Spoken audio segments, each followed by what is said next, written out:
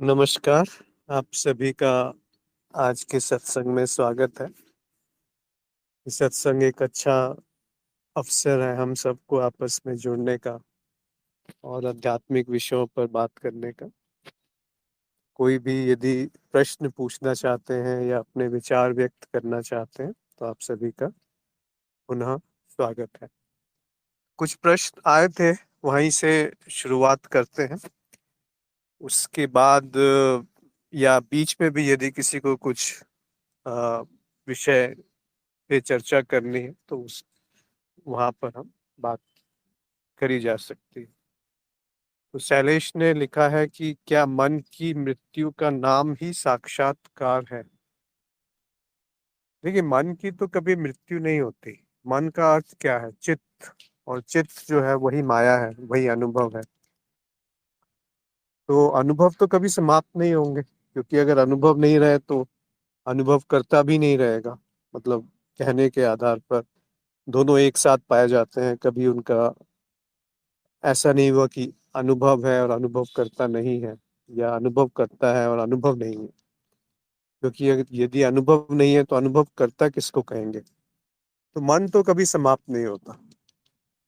तो मन की मृत्यु का अर्थ ये होता है कि मन जो है वो शांत होने लगता है, वो शिथिल होने लगता है, वो उत्तेजित नहीं रहता, वो इच्छाओं के पीछे नहीं भागता। यहाँ मन का अर्थ है संकल्प विकल्प से। और उस मन की परिभाषा के आधार पर वो मन इधर उधर नहीं भागता, वो अपने स्वरूप में ज्यादा रुचि लेने लगता है। और जब वो स्वरूप में रुचि लेने लगता है, वही उसकी मृत्यु है। अगर आप काव्यात्मक रूप से कहना चाहते हैं, समझना चाहते हैं। और साक्षात्कार का अर्थ भी वही है, जो साक्षात है और अभी है, और वो आकार में है। यानी कि अगर आपने साक्षात को आकार में देखना शुरू कर दिया, एक रूप में, नाम रूप में भी अगर साक्षात आत्म दर्शन होने लगे, तो वही साक्षात्कार है। क्योंकि आप और कुछ तो है नहीं अनुभव के अलावा या मन के अलावा। तो सारे अनुभव भी मानसिक अनुभव है। और इस संदर्भ में भी आप अगर जानना चाहेंगे, तो अगर आपने स्वयं को देख लिया तो वही मन की मृत्यु है। और स्वयं को कहाँ देखना है? स्वयं भी तो अनुभव में ही प्रकट होगा। ऐसा तो है नहीं कि स्वयं जो अपरिवर्तनीय है, जो जो जाना नहीं जा सकता, उसको कैसे जानेंगे? जिसमें कोई पदार्थ नहीं है, कोई रूप नहीं है, कोई आकार नहीं है। पर साथ साथ हर आकार में वही समाहित है। उसके बिना कोई आकार भी नहीं है, वो आकार भी नहीं है पर उसके बिना भी कोई आकार नहीं है। जब ये दोनों बातें स्पष्ट हो जाएंगी, तो मन को मानने का प्रयास समाप्त हो जाएगा। पर अज्ञान के नाश का जो एक एक अवस्था है, जहाँ पे अज्ञान आपको प्रभावित नहीं करता, तो वो साक्षात्कार है।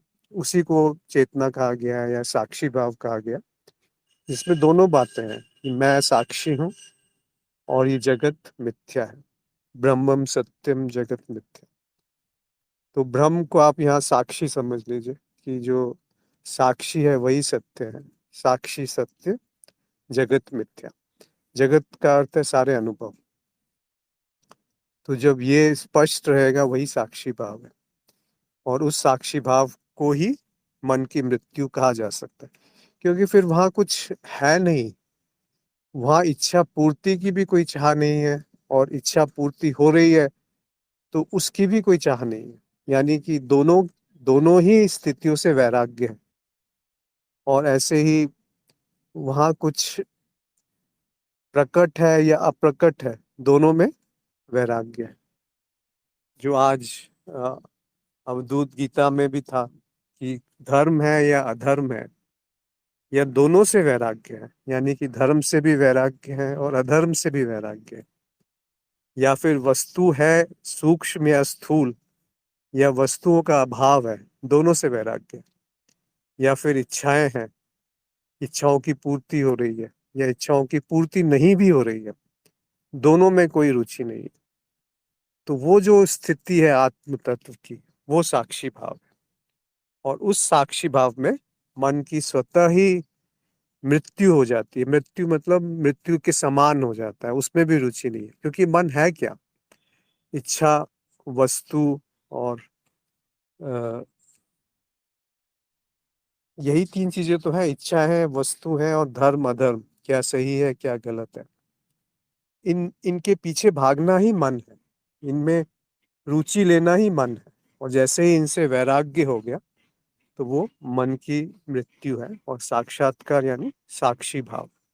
तो साक्षी भाव में जो है वो प्रकट रहता है, बेशक उसके विपरीत कुछ भी घट रहा हो अनुभव में, पर वो अनुभव ही जब मिथ्या के रूप में दिखने लगेगा तो फिर सब शांत रहता है, उसी को उसकी मृत्यु कहा जा सकता है। मधुकर ने कहा है कि अगला प्रश्न है, हमारी नींद में कौन सोता है? पहले तो नींद आपकी नहीं होती, क्योंकि अगर नींद किसी की हो गई तो वो कैसे कहेंगे कि वो आपकी नींद है? यानी कि उस नींद में आप नहीं होते, थोड़ी देर के लिए आप स्वयं नहीं रहते। तो कौन सोता है? मन जो है वो शांत हो जाता है। फिर वही बात आ गई कि मन अगर शांत है तो वो इतना शांत हो जाता है कि वो स्वयं को भी जानने में असक्षम रहता है एक तरीके से, तो उसको नींद कहते थे। जैसे कि जागृत अवस्था है, उसमें मन बाहर की तरफ है, जो भी बाहर इंद्रियों के माध्यम से जाना जा रहा है, देखा जा रहा है, उसी में वो उलझा रहता है, या वो सूक्ष्म इंद्रियों में उलझा रहता है, जो विचार हैं, भावनाएं हैं, और इस तरह इच्छाएं हैं। और दूसरी स्थिति होती है स्वप्न की, जब मन अपने ही दृश्य को कृत्य करके उसी में उलझ जाता है, उसी में उसी को वो सत्य मान बैठता है, वो स्वप्न है। और नींद की जो अवस्था होती है या सुषुप्ति की जो अवस्था होती है, वहां पर दोनों का अभाव है। ना इंद्रियों में रुचि है, और ना मन के द्वारा कृत्य जो दृश्य है वो भी गायब हो जाता है। तो ये जो स्थिति है, ये भी मृत्यु के समान ही तो है, नींद की स्थिति। तो उसमें पर चेतना नहीं होती है ज्यादातर। और मुझे लगता है बहुत ही कम होंगे जिनकी चेतना नींद में जागृत हो गई है। तो नींद में अगर चेतना नहीं है तो उसमें तो आप भी नहीं है, तो कौन सोता है? तो मान लीजिए कि मन ही सो जाता है थोड़ी देर के लिए।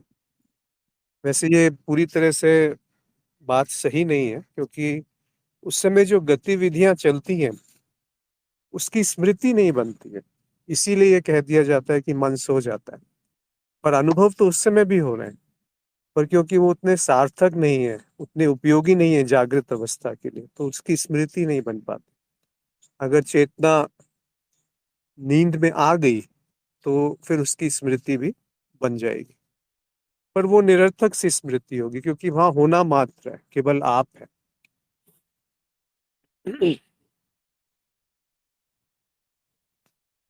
तो अगले प्रश्न पे चलते हैं, क्योंकि काफी प्रश्न है। माधुरी ने लिखा है कि क्या सर्वत्र मैं ही हूँ, इसका भी साक्षी हुआ जा सकता है? इसका तो साक्षी है ही, और किसका साक्षी है? यानी आप कहना चाह रही हैं कि मैं हूँ, मेरा होनापन जो है, क्या उसका भी साक्षी हुआ जा सकता है? जो मैं है वही तो साक्षी है, और जो अनुभव है, जो मिथ्या है, वो भी साक्षी है। तो दोनों तरह से आप देख लीजिए कि अगर आप अनुभव या माया में साक्षी को देख पा रहे हैं तो कह सकते हैं कि मैं का ही साक्षी है वो। और अगर आप मैं को किसी अनुभव के रूप में देखना चाहते हैं, कोई विशेष अनुभव के रूप में देखना चाहते हैं, तो वो नहीं हुआ जा सकता, क्योंकि हर अनुभव ही साक्षी है। तो मैं हूँ ये भी साक्षी है, और मैं हूँ होने के बाद ही सब कुछ प्रकट होता है, तो वो मिथ्या है। पर अंत में तो मिथ्या भी साक्षी ही है, उससे भिन्न नहीं है, अद्वैत है। तो जो सर्वत्र मैं है वही साक्षी। ऐसे आप अगर जानेंगे तो थोड़ा सा साफ हो जाएगा, स्पष्ट हो जाएगा। साक्षी होने का अर्थ भी दो की प्रतिभाती करता है, वह जो साक्षी है और वह जिसका साक्षी होना है। हाँ, आपने थोड़ा सा इसमें त्रुटि है कि साक्षी होना नहीं है, साक्षी पहले से ही है। और ये बात आपने सही लिखी कि साक्षी भाव में भी द्वैत है, पर साक्षी में द्वैत नहीं है। क्योंकि साक्षी जो है वो स्वयं ही सब कुछ है। वो एक तरह से अद्वैत की अवस्था है, वो अनुभव क्रिया है, समाधि की अवस्था है, जहाँ पर साक्षी और साक्ष्य दोनों का भेद समाप्त हो जाता है। तो साक्षी भाव भी एक बोझ हो जाएगा अगर वो जो साक्षी है उसकी तरफ ध्यान है तो। कोई अवस्था आपने आगे लिखा है, कोई अवस्था आती है क्या जहाँ सारी सीमाएं व्यवहारिक रूप में विलीन हो जाएंगी? अगर कोई अवस्था आएगी और वो विलीन हो जाएंगी तो व्यवहारिक रूप से विलीन हो जाएंगी, तो निद्रा की अवस्था को कह सकते हैं कि वहां पर उस अवस्था में कोई सीमा नहीं है। कोई प्रेम की अवस्था भी वैसी ही है, आनंद की अवस्था भी वैसी ही है। देखिए, और ऐसी कोई विशिष्ट अवस्था नहीं है जहां पर व्यवहारिक रूप में सारी की सारी चीजें विलीन हो गई, क्योंकि अगर विलीन हो गया सब कुछ तो दृष्टा भी विलीन हो गया। दृष्टा भी द्वैत में है या साक्षी भी द्वैत में है। तो उस अवस्था के पीछे भागने की आवश्यकता नहीं है। पर एक उससे ज्यादा सुंदर उपाय ये है कि जब द्वैत दिख रहा है, जब द्वैत की प्रतीति है, वहां पर भी वो अवस्था प्रकट रहे, दिखती रहे कि हाँ, अभी भी अद्वैत है, द्वैत नहीं है, मेरा ही स्वरूप है। जो आपने ऊपर लिखा है कि मैं ही सर्वत्र है। जब मैं ही सर्वत्र है, हूं भी कहना गलत हो जाता है कि मैं सर्वत्र हूं, मैं सर्वत्र है। अब परेशानी नहीं होती, क्योंकि मैं जो है वो आपका मैं नहीं है। यहाँ जिस मैं की बात हो रही है, या किसी और का मैं नहीं है, या वो दो मैं भिन्न नहीं है, वो मैं सर्वत्र है। और किसी नाम से उसको बोल नहीं सकते। और किस नाम से आप कहेंगे? आप कह लीजिए साक्षी है, पर साक्षी है ये कौन कह रहा है? वहां पर भी मैं आ गया। तो मैं तो कहीं जा ही नहीं सकता, और कहीं ना कहीं जाता है। और वो मैं दो नहीं है, उस मैं की बात हो रही। तो उस जगह सब कुछ विलीन है, क्योंकि वो स्वयं का ही स्वरूप स्वयं से ही दर्शन कर रहा है। ये जान लेने मात्र से भी व्यवहारिकता में सीमाएं प्रतीत होती ही हैं। क्या इनके भी पार जाना संभव है? संभव तो नहीं है, क्योंकि जो सीमाएं हैं वो है ही नहीं, तो उनके पार कैसे जाएंगे? अगर हम अद्वैत के दृष्टि से बात करते हैं कि वो जो सीमाएं हैं वो काल्पनिक सीमाएं हैं, अब उसके पार कैसे जा सकता है जो है ही नहीं? तो आगे चलते हैं। ये जान लेने मात्र से भी व्यवहारिकता में सीमाएं प्रतीत होती है, ये पढ़ लिया। इसके आगे वाला प्रश्न है, क्या इसी को विलीन चित्त कहा गया है? इस विलीनता में ही मौन उतरेगा, जहां ना तो प्रश्न पूछने वाला है, ना ही उत्तर देने वाला शेष रह जाएगा। देखिए, सारे प्रश्न जो है वो कहीं ना कहीं अज्ञान से उभरते हैं। तो जैसे जैसे अज्ञान समाप्त होगा, वो प्रश्न स्वतः छूटने लगेंगे, या प्रश्न आएंगे तो तुरंत उसका समाधान या उत्तर आ जाएगा। तो इसी को विलीन चित्त कहा गया है।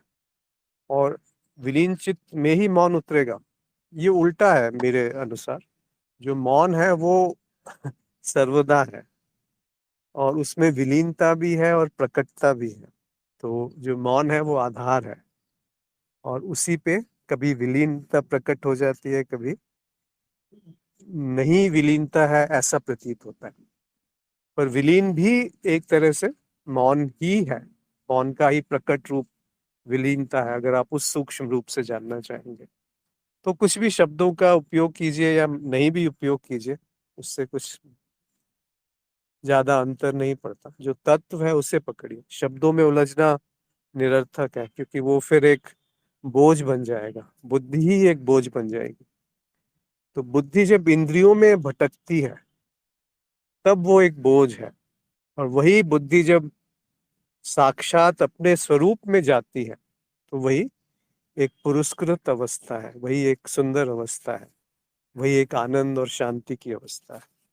तो बुद्धि का बहुत महत्व है, बुद्धि का बहुत ही कह सकते हैं उपयोग है ज्ञान मार्ग में। पर अंत में बुद्धि भी एक बोझ है, क्योंकि उसका फिर उपयोग रहा नहीं। अगर एक बार मूल ज्ञान जान लिया कि मेरा स्वरूप क्या है, और वो स्वरूप जो है वो हर क्षण प्रकट है। अब बुद्धि की क्या आवश्यकता है? फिर बुद्धि की आवश्यकता संसार में रहेगी कि जो आप कार्य कर रहे हैं वो सुंदरता से हो, कोई अनावश्यक कर्म कम हो या बंद हो जाए। कभी कभी हो भी तो ठीक है, परंतु अधिकतर उसमें उलझे ना बुद्धि। तो बुद्धि जो है वो एक तरह से प्रेम को प्रकट करेगी।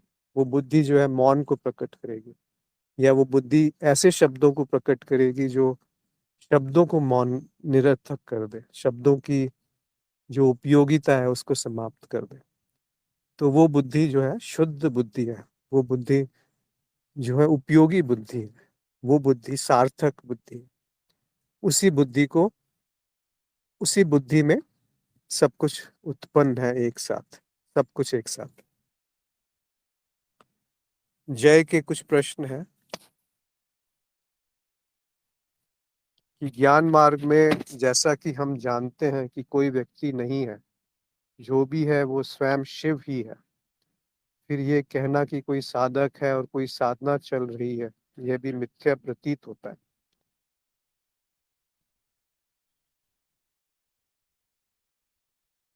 व्यक्ति भी मिथ्या है और व्यक्ति भी शिव है। दोनों ही चीजें एक साथ है। शिव यानी साक्षी और व्यक्ति यानी मिथ्या। तो ये आपने बिल्कुल सही लिखा कि साधक है और साधना चल रही है, ये भी मिथ्या है।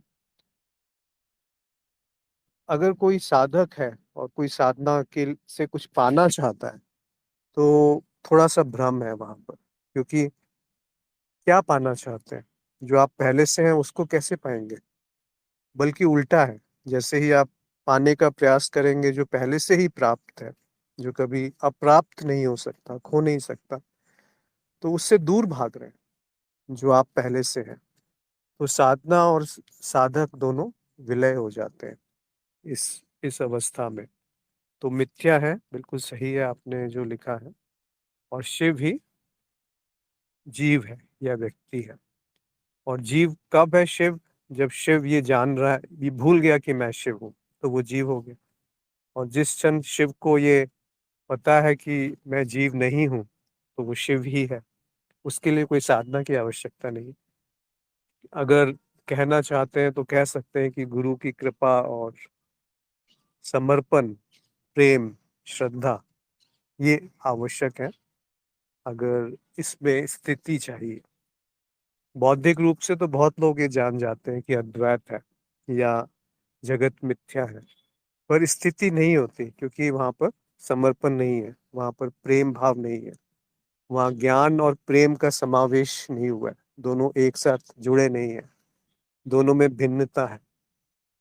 तो मेरे अनुसार तो जब ज्ञान होता है तो प्रेम होना आवश्यक है, अन्यथा वो एक बौद्धिक जानकारी रह जाएगी, वो बुद्धि का व्यायाम हो जाएगा, बुद्धि का खेल हो जाएगा।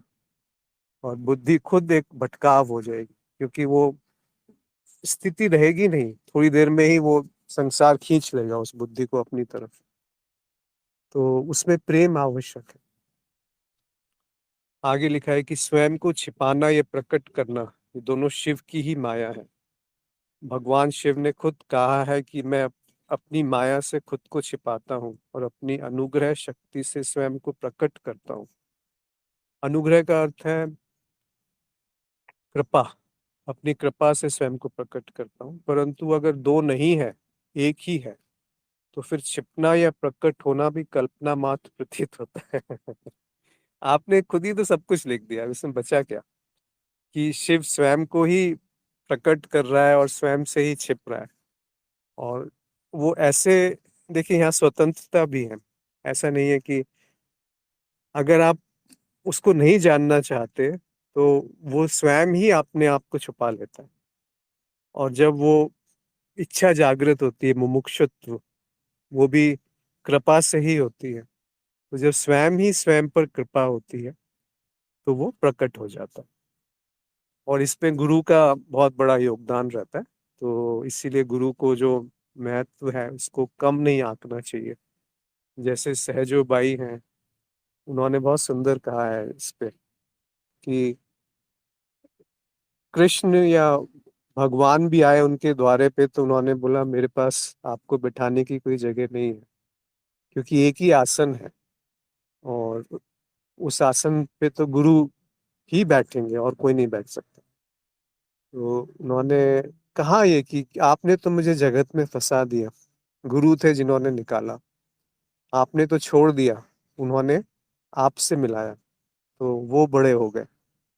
फिर भी जब वो माने नहीं, तो उन्होंने बोला नहीं, अब मैं आया हूं तो कुछ तो तुम्हें दे के जाऊंगा, कुछ तो मांगो मुझसे। तो उन्होंने बोला मुझे कुछ नहीं चाहिए। बोले, नहीं नहीं, कुछ तो दो, कुछ तो मांग लो। तो उन्होंने बोला अगर आपकी इच्छा है तो गुरु जब आएंगे तो आप उनको पंखा करिएगा ताकि गर्मी ना लगे। तो कहते हैं, कथा है कि जो भगवान थे वो बैठ करके उनको पंखा झलने लगे। तो ये एक सांकेतिक है।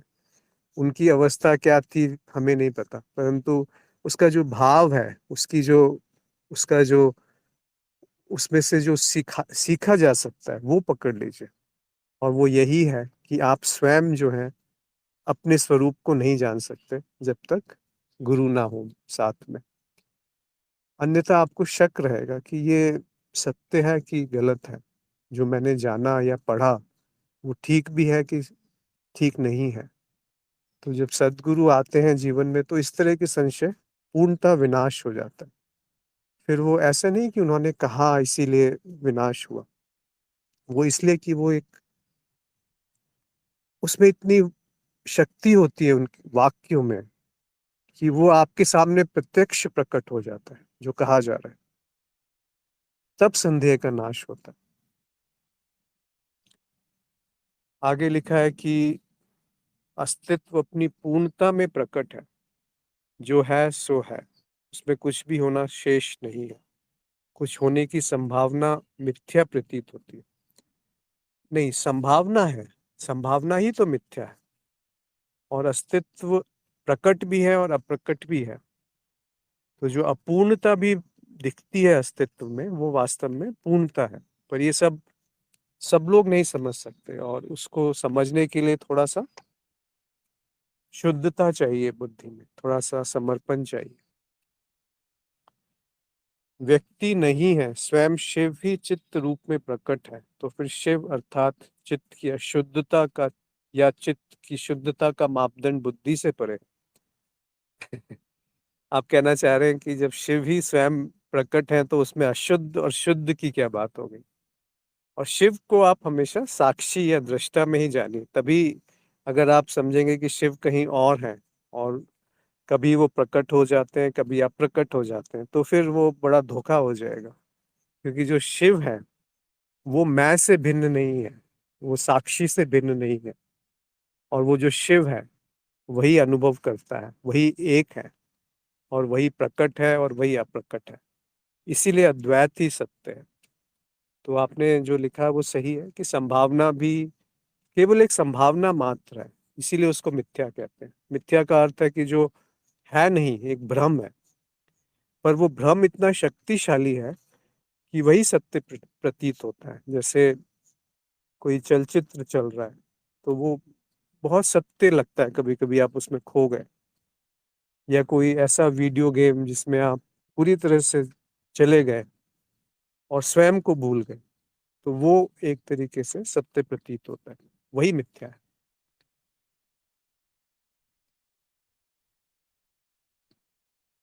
तो शुद्धता और अशुद्धता का जो मापदंड है वो भी शिव पर लागू नहीं होता, क्योंकि उसमें कोई पदार्थ नहीं है, उसमें कोई कोई उसका रूप नहीं है, कोई आकार नहीं है, निराकार है और परम शुद्ध है, निरंजन है।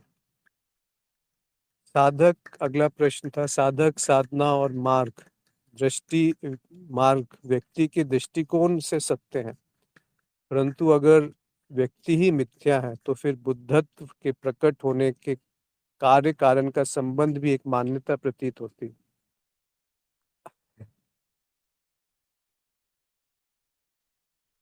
साधना, साधक और मार्ग, ये सब भी तो चित्त की ही परतें हैं। एक चित्त स्वयं को ही कभी साधक बना लेता है, कभी साधना करने लगता है और कभी मार्ग का निर्माण कर लेता है, और ये तीनों ही मिथ्या है। और व्यक्ति भी एक तरीके से साधक को ही व्यक्ति मान सकते हैं। तो बुद्धत्व जो है वो प्रकट ही है। अब बुद्धत्व का अर्थ क्या होता है? बुद्ध जो है कोई व्यक्ति नहीं है। बुद्ध का अर्थ है जो बोध है, वो बुद्ध है। तो जिसने बोध को जान लिया तो वही तो बुद्ध है। और जो बुद्धत्व है वो उसको प्रकट जो है बोध, उसको बुद्धत्व कह सकते हैं। कि जो बोध है वो प्रकट है, इसीलिए वो बुद्धत्व है। तो उसका कोई कार्य कारण तो नहीं है, जो आपने कहा संबंध नहीं है कि किसी कारण से वो बोध प्रकट होगा। क्योंकि जब अबोध है तब भी बोध प्रकट है, जब अज्ञान है तब भी बोध प्रकट है, जब ये जाना नहीं कि मैं ही बोध हूं तब भी बोध प्रकट है। तो बुद्धत्व तो हमेशा ही है। अब फिर क्यों कहते हैं कि बुद्ध है? तो वो इसलिए कहा जाता है कि उस बोध की जो अवस्था है वहां पर, वो बहुत स्पष्ट है। जैसे कि एक चांद है, वो अगर पानी उतना स्थिर नहीं है तो चांद की जो प्रतिबिंब है वो अस्थायी रहती है। या घास पे चांद का प्रतिबिंब नहीं बनेगा, पर पानी में बनेगा। तो वो उपकरण ऐसा है जहाँ बोध प्रकट बहुत स्वाभाविक रूप से है, जहाँ पर आप उसको अनदेखा नहीं कर सकते। तो उसको बुद्ध कह देते हैं, क्योंकि वो बुद्ध जो है स्वयं के स्वरूप में स्थित है। और वो बुद्ध जो है वही बुद्धत्व है। बुद्ध और बुद्धत्व अलग अलग नहीं है। उसमें कोई कार्य कारण नहीं है, क्योंकि कार्य और कारण तो मिथ्या में है, ये माया में है। और एक मान्यता है कार्य और कारण। किसने बनाया बोध को, अगर ये पूछा जाए तो वो कारण होगा। वो निरर्थक सा सवाल है। कौन जानेगा उसका वो उपादान कारण कहाँ से आया, वो पदार्थ कहाँ से आया जिससे बोध बना, और वो कौन था जिसने उस पदार्थ का उपयोग करके निमित्त कारण जिसको कहते हैं उस बोध का निर्माण किया। तो आप देखेंगे वो बिल्कुल निरर्थक है। इसीलिए कार्य कारण मान्यता है, प्रतीत नहीं होता, मान्यता है। फिर आगे लिखा है कि अध्यात्म में एक साधक के दृष्टिकोण से कृपा की अवधारणा को सत्य माना गया है, परंतु कृपा करने के लिए भी दो का होना अनिवार्य है, एक कृपा पाने वाला और एक कृपा करने वाला। परंतु अस्तित्व द्वैत अद्वैत है, दो नहीं है। फिर कृपा की अवधारणा का औचित्य क्या है? कोई औचित्य नहीं। पर जो कृपा है वो कृपा आप स्वयं पे करते हैं। क्यों कहा जाता है ऐसे? तो फिर किसी पे कृपा है किसी पे नहीं है, तो ये तो बड़ा अनर्थ हो जाएगा। किसी पे किसी को उपलब्ध है किसी को उपलब्ध नहीं है, तो भेदभाव सा हो गया कुछ। इसीलिए जो आप स्वयं को ही जब जानते हैं तो वही सबसे परम कृपा है। तो कृपा को अवधारणा भी कैसे कहेंगे? कह भी सकते हैं, मान लीजिए, कह लीजिए, पर क्या अंतर पड़ता है? आप उसको कहें या ना कहें, वो तो है। और क्यों कृपा कहते हैं? कृपा कहते हैं कि आप भ्रम में थे कि मैं कुछ और हूं, तो उस कृपा से वो भ्रम टूट गया कि मेरा स्वरूप क्या है। इसीलिए चाहे उसे अवधारणा कहिए चाहे ना कहिए, चाहे गुरु कृपा कहिए चाहे इष्ट कृपा कहिए चाहे आत्म कृपा कहिए, कुछ भी कहिए, शब्दों में फिर उलझने की आवश्यकता नहीं है, क्योंकि कृपा तो कृपा ही है, चाहे वो किसी भी माध्यम से आए। और कृपा वो है जब माध्यम ही छूट जाए, तभी तो कृपा है। आशना ने लिखा है कि मन का आधार स्मृति है, तो स्मृति का आधार क्या है? देखिए, मन और स्मृति एक ही है। स्मृति का जो भाव है उसको चित्त वृत्ति कह सकते हैं, और वही मन है। मन कुछ भिन्न नहीं है चित्त वृत्ति से। तो स्मृति और मन एक ही है। फिर आपने लिखा है कि स्मृति का आधार क्या है? तो स्मृति का कोई आधार नहीं है, वो भी निराधार है। जैसे कि साक्षी निराधार है। कहने के लिए मॉडल्स बना लेते हैं, प्रतिरूप बना सकते हैं कि नाद है, और नाद जब स्थायी हो जाता है तो वो स्मृति है। और जो स्मृति का भाव है थोड़ा सा, वो चित्त वृत्ति है, पर ये भी एक मॉडल ही तो है। वास्तव में क्या हो रहा है? वास्तव में आप देखेंगे कि जो स्मृति है या जो माया है या जो अनुभव है, क्योंकि स्मृति का ही तो अनुभव होता है। और दूसरे तरीके से आप देखें तो अनुभव से ही स्मृति का निर्माण होता है। अगर अनुभव नहीं है तो स्मृति कैसे होगी? तो दोनों एक दूसरे के ऊपर निर्भर है, एक तरीके से, कि अनुभव से स्मृति बनती है और स्मृति का अनुभव हो रहा है। तो किसको आप ज्यादा मौलिक बोलेंगे? तो समझने के लिए मुझे आसान लगता है कि अनुभव मौलिक है। अगर अनुभव नहीं है तो स्मृति भी नहीं है। अब स्मृति का कारण आप अनुभव बोल लीजिए समझने के लिए केवल। तो फिर प्रश्न आएगा कि अनुभव का क्या कारण है, या अनुभव का आधार क्या है, जो आपने आधार शब्द का उपयोग किया। तो अनुभव का कोई आधार नहीं मिलेगा, या काव्यात्मक रूप में कहना चाहेंगे तो जो अनुभव करता है, जो साक्षी है, वही अनुभव का आधार है। क्योंकि वो बदलता नहीं है और अनुभव बदलते हैं, पर है तो एक ही। देखिए, उदाहरण के माध्यम से ही समझ में आता है और कोई तरीका नहीं है। और वो उदाहरण यही है कि जो पानी है वही तो लहर है, जो मिट्टी है वही घड़ा है, और जो सोना है वही आभूषण है। वो अलग अलग थोड़े ही हैं, एक ही तो है। जो सूर्य है वही उसकी किरण है, जो लकड़ी है वही मेज है, जो स्टील है वही बोतल है। इस तरह के अनेकों उदाहरण आप देख सकते हैं, उसमें दो नहीं है, एक ही है। उसको जानना है, उसको समझना है। और उसको जो जान रहा है, समझ रहा है, वो स्वयं,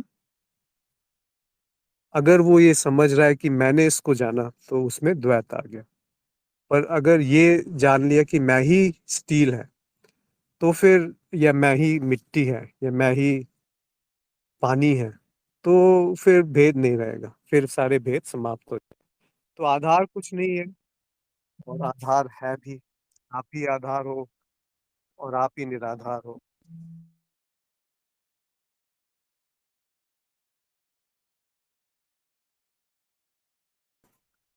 हाँ जी, क्षमा करें।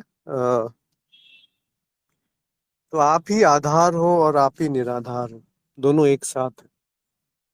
जैसे पानी ही लहर है और पानी ही समुद्र की गहराई है, सागर की गहराई। तो आप पानी हो।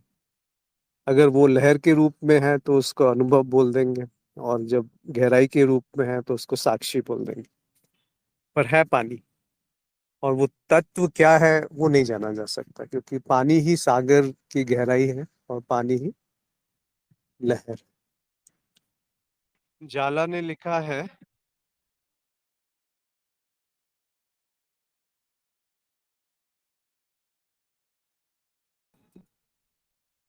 जाला ने लिखा है कि मुझे पता चला कि मेरे भाई के मन में क्या वासनाएं चल रही हैं। मैंने उससे बताया तो उसने कहा कि हाँ, ऐसा ही है। ये कैसे होना, ये होना कैसे संभव है? आ, ये कोई अगर उत्तर यहाँ देना चाहे तो अवश्य दे, अन्यथा कुछ और प्रश्न है, चलिए इसका वो यही ले लेते हैं। देखिए, चित्त जो है उसमें सारी सीमाएं काल्पनिक हैं। तो ये होना स्वाभाविक है, ये होना अपवाद नहीं है। अपवाद क्यों लगता है? क्योंकि हमारी इंद्रियां, हम इंद्रियों के माध्यम से बाहर की तरफ पूरी तरह से उसी में उलझे हुए हैं। तो जैसे जैसे वो उलझन दूर होती है, जैसे जैसे वो पकड़ ढीली होती है, जैसे जैसे स्वरूप की तरफ गति होती है, तो ये सीमाएं जो है वो टूटने लगती है। फिर आपको आभास हो जाएगा कि दूसरा क्या सोच रहा है, उसके मन में क्या है। पर कभी कभी वो काल्पनिक भी होता है कि ऐसा कुछ सोच भी नहीं रहा, लेकिन आपको लगता है कि वो ऐसा सोच रहा है। तो इसमें आपकी जो कल्पना है, आपकी जो खुद की अनुभव है, आपकी जो स्मृति है, आपके जो इच्छाएं हैं, वो आरोपित हो जाती है। तो यहाँ बहुत ध्यान देने की आवश्यकता है, केयरफुल होने की जरूरत है, कि सावधान रहने की आवश्यकता है कि क्या आप अपनी इच्छाओं को उस पे आरोपित कर रहे हैं, या आप उसकी इच्छाओं को वैसे ही देख पा रहे हैं। इन दोनों में भेद तब होगा जब बुद्धि में शुद्धता आने लगेगी, और वो मन की, आपकी स्वयं की इच्छाएं जब समाप्त होने लगेंगी, कम होने लगेंगी, और बुद्धि शुद्ध होगी, तो वो पकड़ लेंगे, वो पकड़ लेगी कि क्या हो रहा है, कैसे हो रहा है। फिर उसकी आगे गहराई, अभी तो ये शुरुआत है, इसमें तो बहुत आगे तक जाया जा सकता है। जो साधना करते हैं वो जानते हैं कि ये है, ऐसा होता है, सबको अनुभव हुआ ही होगा इस तरह से। जिनमें थोड़ी सी शुद्धता है, मन में पवित्रता है, वो जान जाते हैं कि खासकर स्त्रियों के में ज्यादा होता है वो। उनके अंदर जो एक भाव होता है, उससे वो पता चल जाता है कि दूसरा व्यक्ति क्या सोच रहा है। तो ये संभव है। माधुरी ने लिखा है, चित्त के विकास क्रम की अवस्थाएं कह सकते हैं।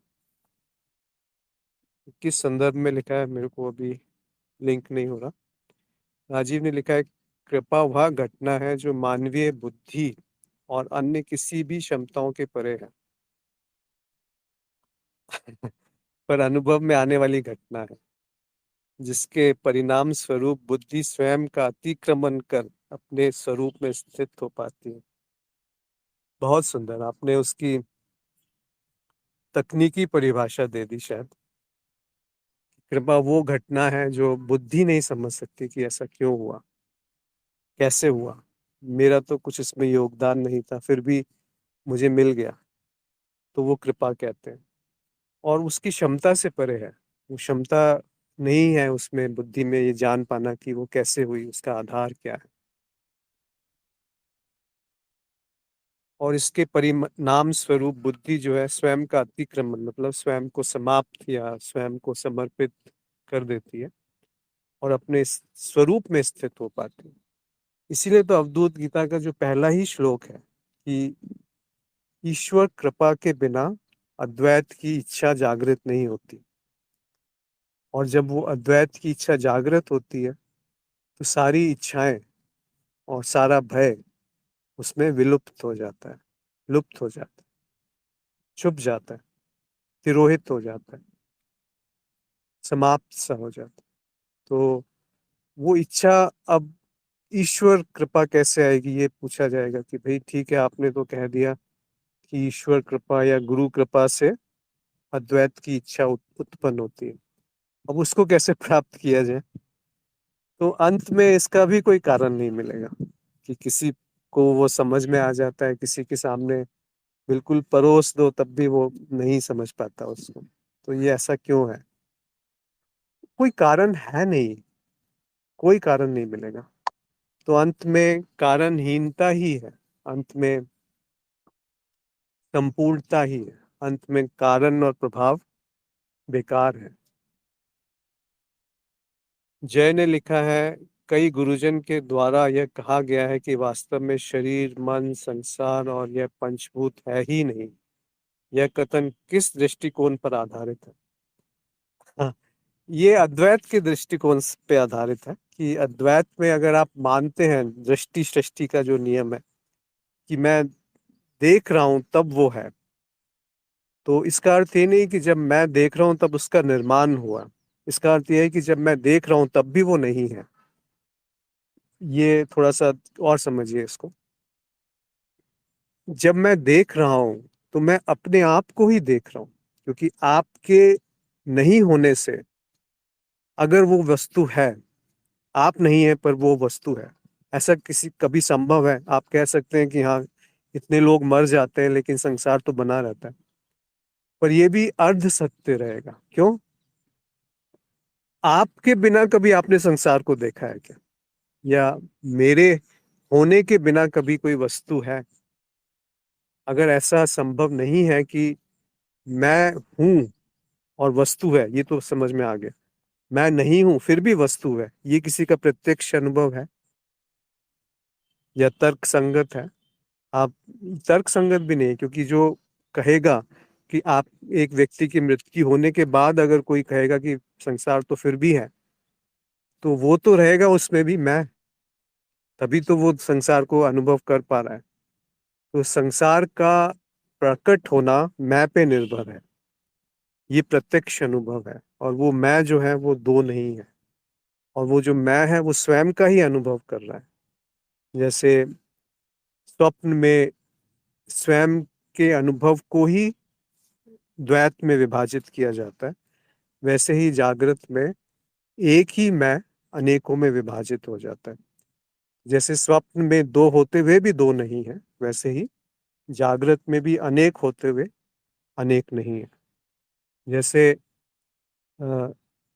मरुस्थल में या रेगिस्तान में जल होते हुए भी, जल दिखते हुए भी जल नहीं है, वैसे ही ये जगत दिखते हुए भी है नहीं, केवल आप है।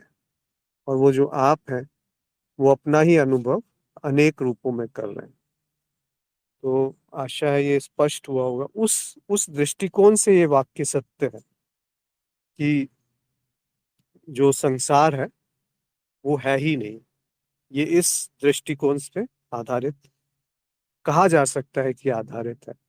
ऐसे ही कृष्णमूर्ति ने भी जो कहा है, ऑब्जर्वर इज द ऑब्जर्व्ड, उसका अर्थ क्या है? दृष्टा ही दृश्य है, क्योंकि दो नहीं है दृष्टा और दृश्य। तो आप दृष्टा को दृश्य कहिए या दृश्य को दृष्टा कहिए, वो एक ही बात है। जो देख रहा है वही दिख रहा है, और जो दिख रहा है वही देख रहा है।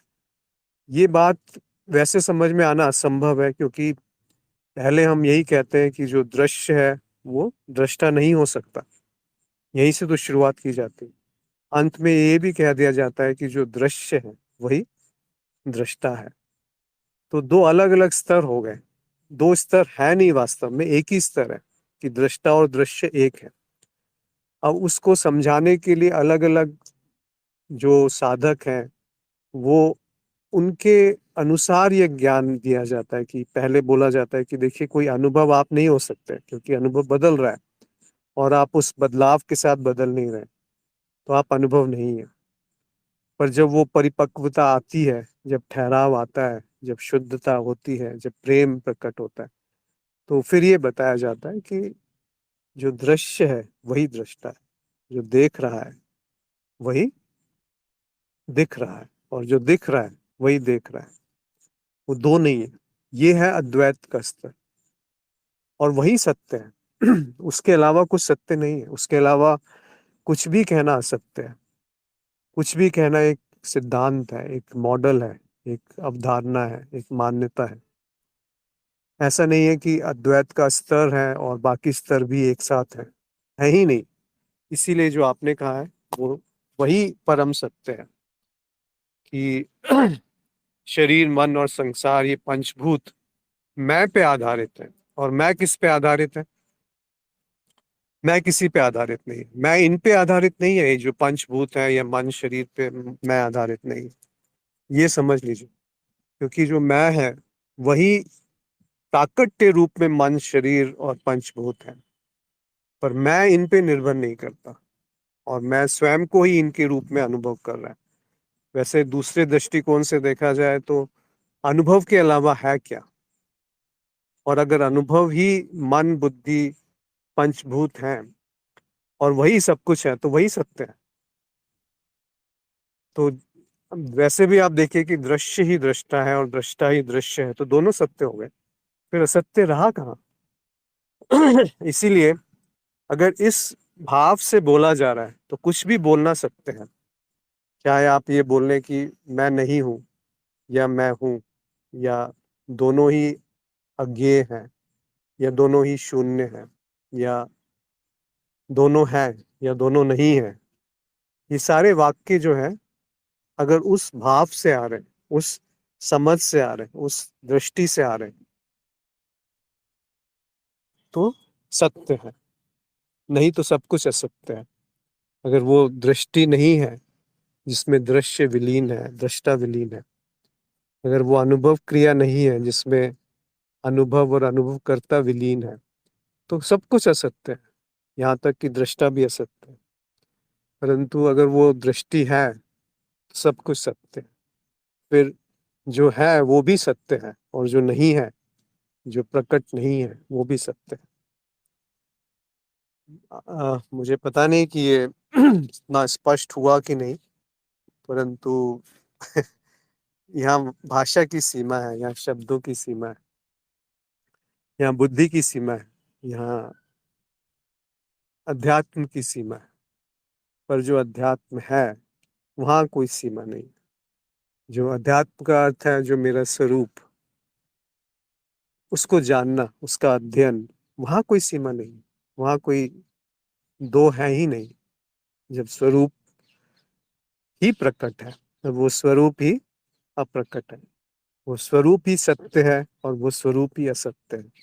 तो सत्य असत्य भी एक तरह से भटकाव है, एक तरफ से भुलावा है, भ्रम है, एक, एक बहुत ही माया है, कह सकते हैं। और वो माया का खेल ही है आवरण और विक्षेप। तो वो जो छुपा देती है उसको जो है, और ऐसा कुछ प्रकट होता है जो नहीं है। पर जो नहीं है वो प्रकट जहां से हो रहा है वो तो है, और वही अद्वैत है, वही अनुभव क्रिया है, वही समाधि है, वही आप है, वही मैं है। ये दो नहीं है। और किसी को अगर कुछ पूछना है या कोई और विषय जिस पे बात करनी है, या ऐसा कुछ जो आज हमने चर्चा करी वो स्पष्ट ना हुआ हो,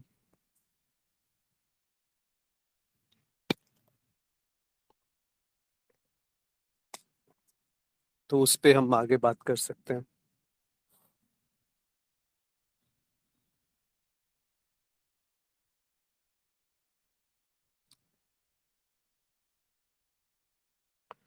जो आज मुख्यतः बात करी वो बहुत सारे प्रश्न थे, तो थोड़ा जल्दी जल्दी आगे बढ़े। पर इसके अलावा भी अगर कुछ जानना रह गया है या कुछ संदेह बाकी है या कोई कुछ कहना चाहता है तो अनम्यूट करके कह भी सकते हैं।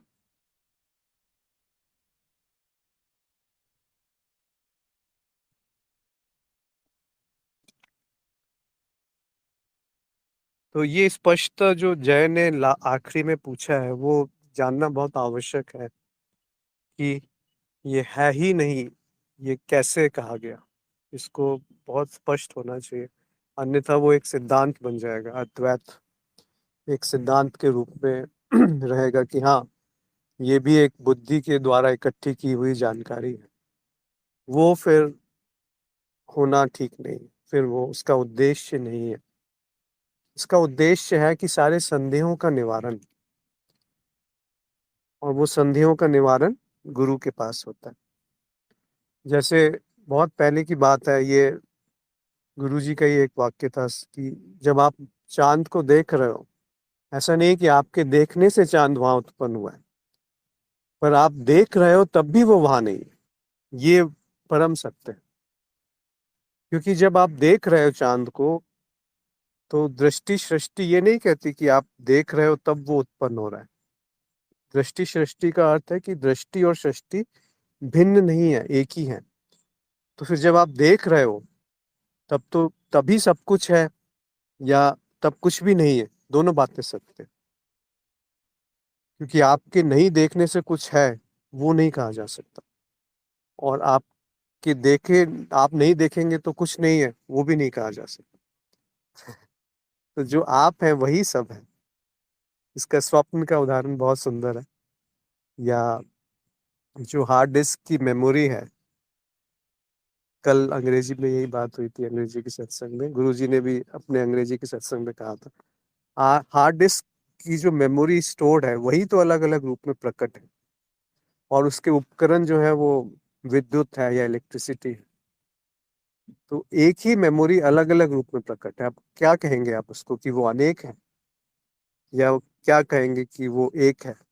तो वो एक होते हुए भी अनेक है, और अनेक होते हुए भी एक है। और इसी तरीके से वो दिखते हुए भी नहीं है और नहीं दिखते हुए भी है। दोनों बातें एक साथ है। तो है ही नहीं भी कहना ठीक है, और है सब कुछ है वो कहना भी ठीक है। बीच में कुछ नहीं कह सकते कि ये मैं है और वो मैं नहीं है। वहां पर जाकर उलझन पैदा हो जाएगी, भ्रम पैदा हो जाएगा। ओमकार ने लिखा है, अवधूत गीता क्या ज्ञान मार्ग है? देखिए, अवधूत गीता जो है वो शुद्ध ज्ञान मार्ग है। पर जो अवधूत की जो प्रक्रिया या प्रणाली या कुछ उसके जो उसको उसको मानने लग गए, वहां पर थोड़ी बहुत विकृति आ गई। परंतु अवधूत गीता के जो आप शुरू के जितने भी अध्याय हैं उन सब में शुद्ध ज्ञान है। उसमें तो ये भी नहीं लिखा कि कैसे ये है, उसमें बस इतना लिख दिया कि ऐसा है।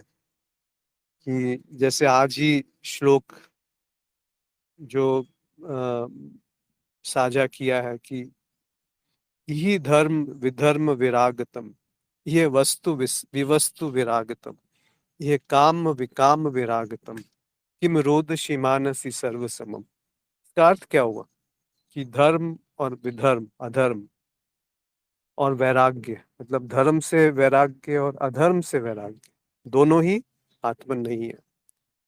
कोई वस्तु या वस्तु का भाव या इन दोनों से वैराग्य, यानी वस्तु से वैराग्य और वस्तु नहीं है उससे भी वैराग्य, वो भी आत्मन नहीं है। या इच्छा और इच्छा का अभाव, मतलब इच्छा पूर्ति की चाह और इच्छा पूर्ति ना हो उससे भी वैराग्य, दोनों से वैराग्य, वो भी आत्मन नहीं है।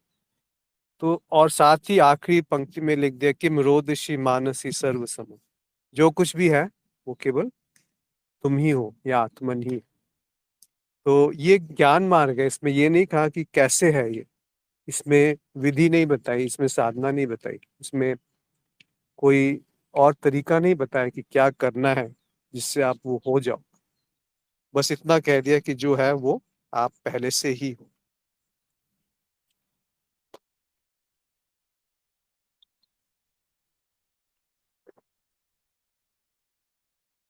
और किसी को कुछ कहना है या साझा करना है?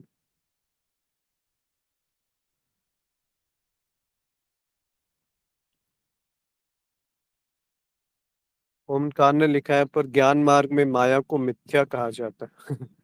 माया और मिथ्या एक ही तो शब्द है, दोनों में क्या भेद है? आप बताने का बताएंगे कि दोनों में क्या भेद है? माया और मिथ्या एक ही चीज है। मिथ्या का अर्थ है जो नहीं है पर लगता है, और माया का अर्थ है जो नहीं है लेकिन वो कुछ और प्रतीत होता है, वो माया है। तो दोनों एक ही हैं, लगभग एक से ही शब्द है। और ज्यादा उलझन ना पैदा हो इसीलिए कह देते हैं कि माया और मिथ्या एक ही शब्द है।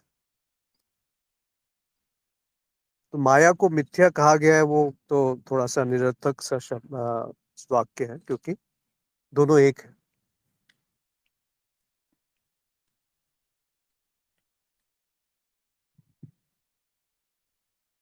या आप कुछ और कहना चाहते हैं? माया और मिथ्या, ज्ञान को मिथ्या ऐसा तो नहीं कहना चाहते आप? पता नहीं।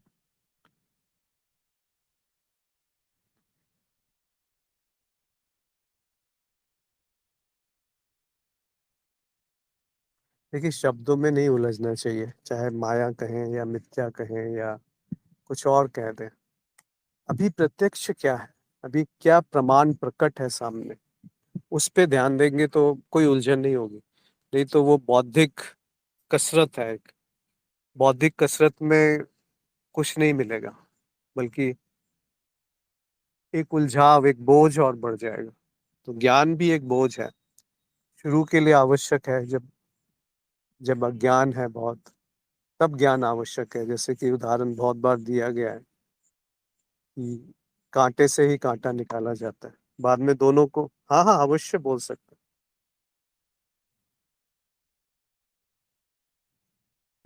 आप अपने आप को अनम्यूट करके बोल सकते हैं।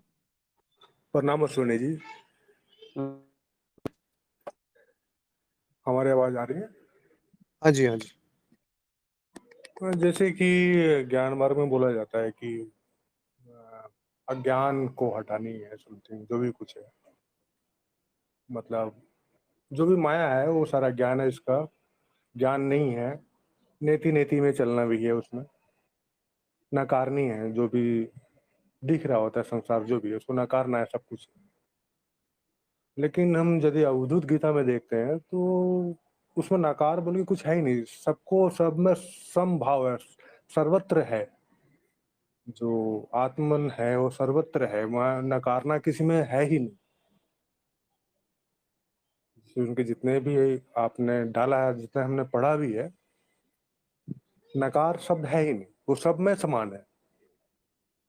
तो थोड़ा सा ये शंका होता है कि क्या ये ज्ञान मार्ग है, क्योंकि ज्ञान मार्ग में तो कहते हैं कि भाई नेति नेति में आप चलो।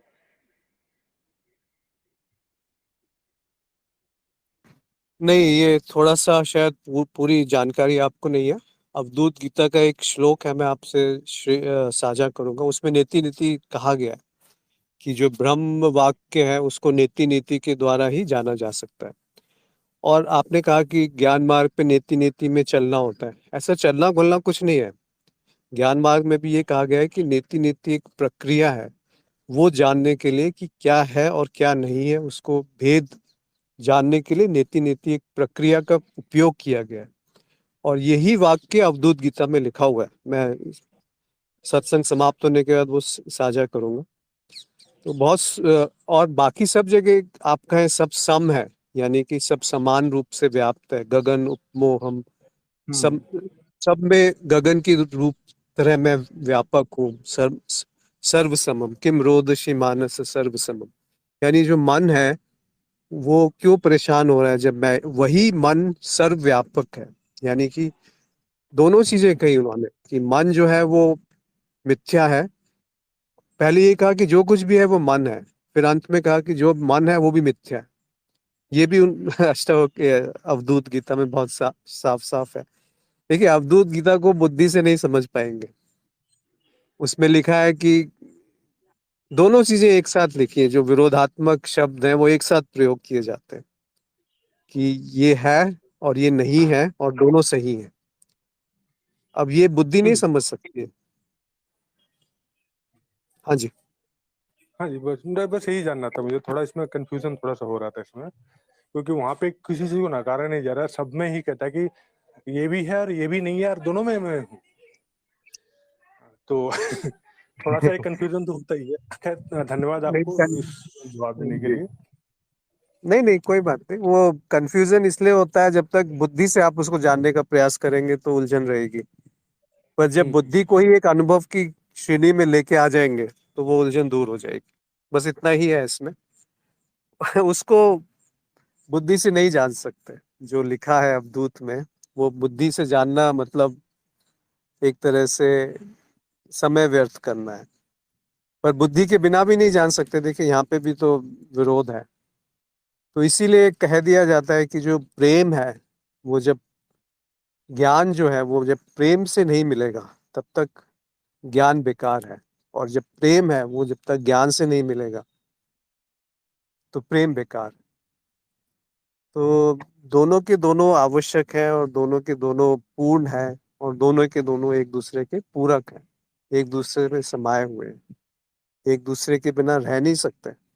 अगर रह गए तो वो है नहीं जो कहा जा रहा है। यानी कि जो ज्ञान है, अगर वो केवल बौद्धिक कसरत है तो फिर वो कौन सा ज्ञान हुआ? वो तो एक बहुत बड़ा बोझ हो गया।